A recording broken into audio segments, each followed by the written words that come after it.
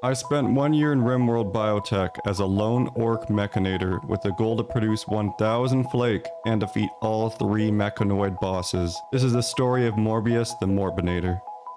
Day 1, we crash landed on a jungle planet with mountainous terrain and an idyllic stream running through it. Looking around, I found a small inlet where I could build a place of refuge for my mechanoid friends. The running water would provide lots of power after I researched watermills, and the corner was well protected from early game threats. Morbius was pathetically bad at building structures, but with our advanced robots that would not be a problem. The first day was spent building our place of operations and starting the process of developing more mechanoids. We had a bandwidth of 9, so our goal was to produce a bunch of gestators to increase our ranks. As we started to organize a base and get some walls up, the night came, so we fell asleep to the sound of work. The perfect labor force never sleeps. Day 2, we got our first mechanoid gestating. We decided on a constructoid as we were going to need more to keep our building potential high. Following this, an agrahand would make an excellent companion to tend to our gardens and fields. Morbius may have been useless at building, but he was good at one thing: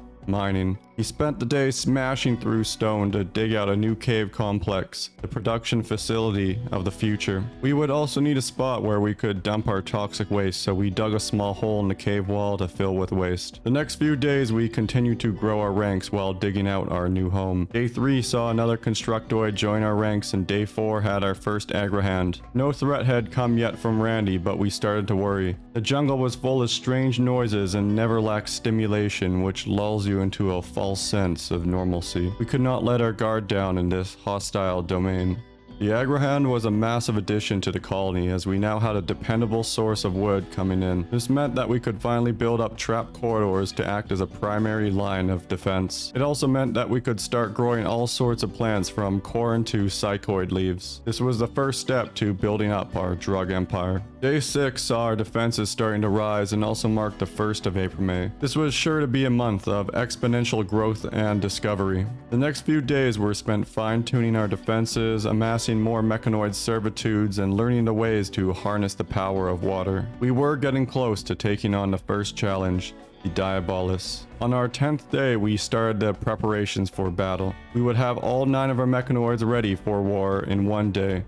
By a stroke of luck, a slave trader came by the colony and had Mai, a ninja cat man that could call an animal to aid him in battle. Although he was useless at many things and staggeringly ugly, this was the perfect piece to our puzzle. There was also time to name our settlements, so we went with the Morbination and our capital, Toxic Sludge.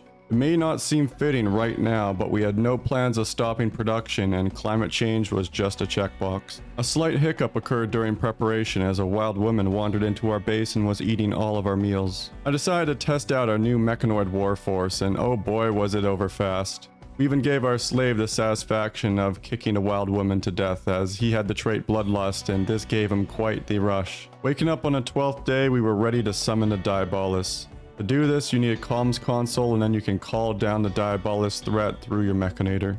With our 9 mechanoids and our bloodthirsty catman, we were ready for a fight. The battle opened up poorly with an inferno cannon shot splitting apart my forces, but once we got into close quarters, we easily overwhelmed the Diabolus with vast superiority in numbers. Its fiery attacks had no effect on my mechanoid horde, and we shortly brought him down chip by chip, dent by dent. The victors headed back to base, broken and bruised yet victorious, with a signal chip in hand. This piece of tech would allow us to develop our understanding of the mechanoid workings and produce more advanced creations. In just under 1 month, we had amassed our force, faced adversity, grown and developed into a collective hive. With our Catman slave and new technology on the horizon, we were well on our way to becoming the ultimate mechanoid drug empire. Chapter 2 is coming in the near future. Until then, thank you for watching, and see you next time.